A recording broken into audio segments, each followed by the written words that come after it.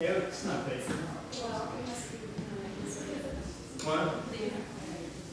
Because budgets are moral documents that always reveal our priorities. Who's important, who's not, what's important, and what's not.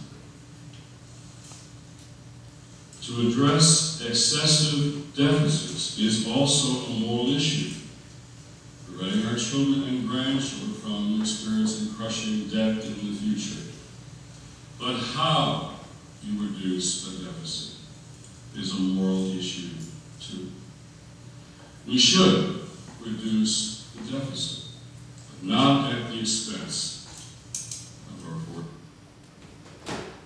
Not at the expense of our poor.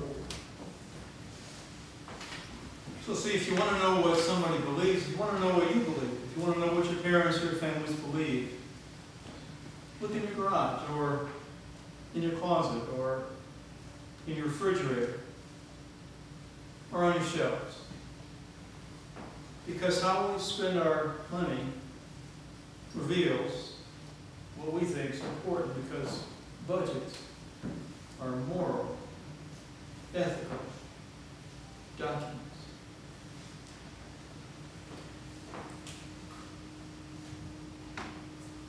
Recently I saw an ad on TV that made me almost want to go to Lowe's right away. You got to know that I'm the kind of person that I try not to go to Lowe's or Home Depot, because if I ever go, I like to buy one of everything, because I'm kind of a gadget guy. And Lowe's and Home Depot are so cool with all the little things that I would never use, but are just kind of fun to have. You know? I saw this commercial for put out by Lowe's. It was for a new kind of a multifaceted, adjustable wrench. You see that on TV? I mean, this thing has so many attachments that it would fit any nut and bolt ever created, either metric or otherwise. It could just fit anything.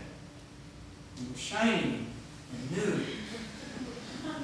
In fact, there was an attachment on this wrench that if you had a nut or bolt that was sort of worn off and didn't have any sharp edges to grab hold of, this thing had an attachment that could grab hold of something that was worn off and still remove it.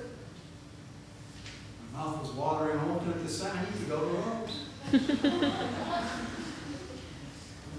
And it was compact, so you could get into tight spaces. And it had an LED light on it. So you could get in tight spaces in the dark. It was there, it was ready. I needed, oh.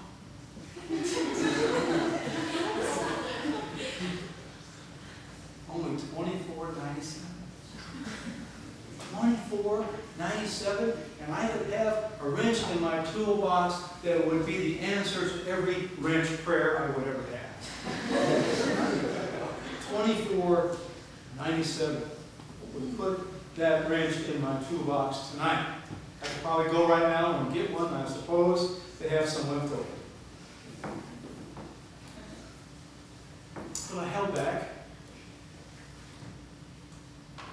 And I have so far. And as it turns out, you know, the wrenches that I already have seem to have worked since, and I haven't had any need to take apart a nut and bolt that's been damaged, so I guess I'm still okay, right?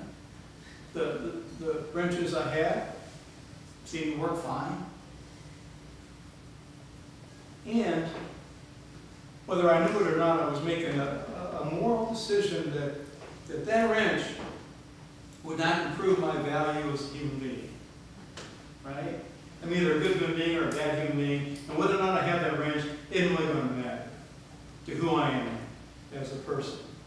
So I want to meddle just a little bit. You know, I understand the difference between preaching and meddling. I want to meddle just a little bit. So what's your wrench? What is that thing for you that, by golly, you just can't live without? That thing that you would move mountains to go and obtain and secure. That thing. What is it that is for you? I don't know what that is, but you do. Do not store up things that rust and be eaten by moths and get stolen by thieves. You know what the moral equivalent of my wrench is for you. Do you not?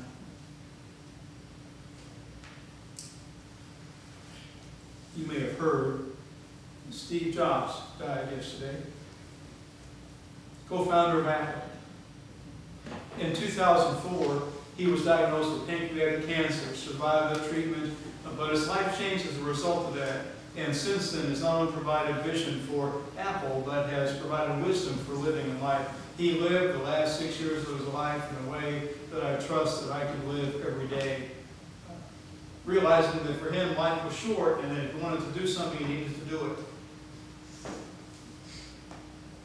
Over the last 12 hours, I've seen a lot of replays of his 2005 commencement address at Stanford University, where he was encouraging people to go for their dreams, to live with their intuition. He knew how to live, and as it turns out, he knew how to die as well. There's a lot of Facebook chatter about Steve Jobs this morning. I looked at it a little bit early on. Whether he said this or not, he could have, because there's no way to check right on Facebook how accurate the stuff is. But apparently, at some point, Steve Jobs said this: there's no honor in being the richest guy in the cemetery. There's no honor in being the richest guy in the cemetery. Remember that. Remember that. Do not store up for yourselves treasures on earth, where moth, rust, thieves. Well, the tributes are pouring in. I watch the Today Show in the mornings, and the Today Show had a whole big segment on Steve Jobs, and Tom Brokaw, that retired anchorman who comes back and does specials, he was on there. He said today that he figures that 500 years from now, people will be talking about Galileo, Thomas Edison, Henry Ford, and Steve Jobs. But that's the kind of impact that this man had on our society, on our world, the internet, computers, Apple, all that stuff that we now take for granted that's really only about 25 to 30 years old. Changed life, the way that we know it. And then, I was surprised at this, and then Mr. Brokaw called Jobs the great spiritual leader of the 21st century. A great leader, yes. A visionary, yes. A role model for business, yes. Creative, innovative, of course. Spiritual leader? I don't know. Maybe Jim Wallis is spiritual leader. Because hear this. Steve Jobs built his empire by creating the next adjustable wrench.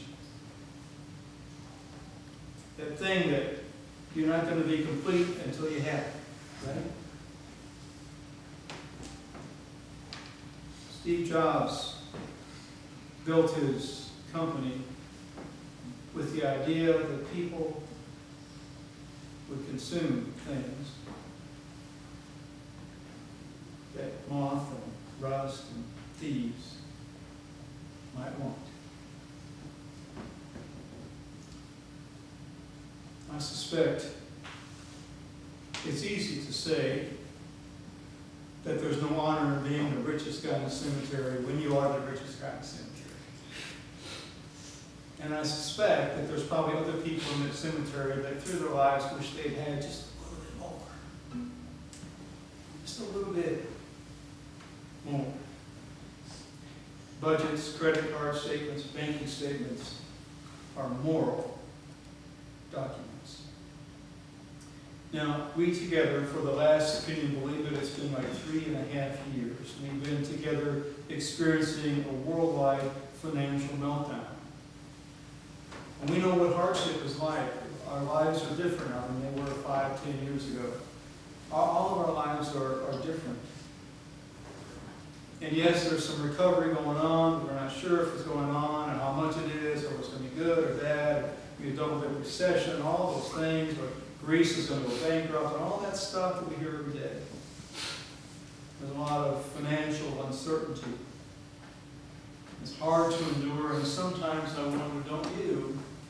Sometimes I wonder when things are going to get back to normal.